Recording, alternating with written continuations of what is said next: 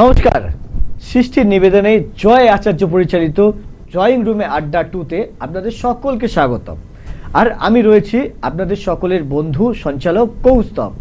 আর আজকে এত সুন্দর অনুষ্ঠানে আমরা একজনকে পেয়ে গেছি, যার গানে আমরা আজকের অনুষ্ঠানটা একটা অন্যরকম মাত্রায় চলে যাবে।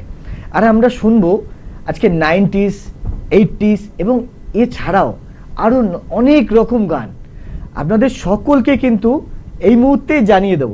আর বেশি অপেক্ষা করাবো না। এই মুহূর্তে কে আছে জানেন কি? এই মুহূর্তে আছে আমাদের সঙ্গে শারণ্যা পাল।